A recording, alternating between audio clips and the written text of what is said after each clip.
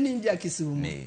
Koro ini neno ni Rosa ni dibed governor motegno maber matiyo ne jopiny koso ok dobedi. Emomiyo apenji. Gimi wacho mane duond jopiny. To gimi wacho kaka jogo ombulu mane gima an kaka Rosa dawinji. To kuom sani awacho ni wasetiyo kuom higni 2 gi nus. Pod wan gi tich monego bed ni watiyo kamano yierwa. Sami bro go campaign ma 2027 jopiny bro direct wa kuma wadhi. Okay.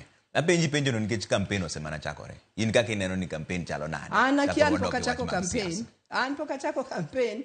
An pod atiyo tich manomiya Kisumu West ka. Kendo amor gi tich manomiya Kisumu West ka. Kendo katiye maber. Eka jo Kisumu West dikona ni itiye maber koro dhi mbele. Katiye marach digikona ni mama kata ma itiyo marach dong chien. Koro jopiny ema nyalo wacho no campaign okapano nego beno se chakre sana. Kichini sebedo mama county bende ma ok ngima nyien. Treva koro Kisumu county kata ere kama poka wuoth. Inge kuonde go te sebedo ka woman ma Kisumu. Emo mi awacho niya. Campaign mar governor okonego beno chakre sani. Pod waduto wan gi tije kama wantiere. To ka campaign di chakre Trevor, nina naga ndingo panga. Andingo panga kamora mora Kisumu West kanya ng'eyo. Kendo nasetiyo gi jopiny. Kendo gin jok mong'eya tang'eyo. Kendo ging'eya gi nyinga. To ging'eya gi tija. Omiyo, ka chieng' moro gikona, ni mama, wadwarika.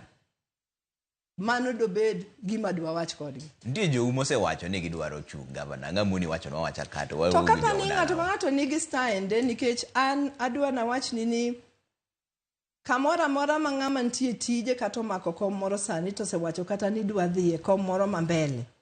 Tije ma sani ng'eni koro konyal tiyo maber. Nikech focus ne koro se sudo.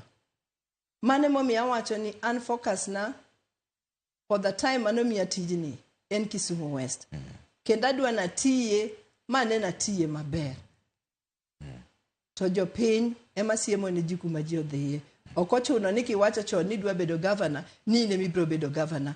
Jopiny ema yiero ji, jopiny ema gone ji ombulu, jopiny ema siemo ni jiku ma ji onego dhiye.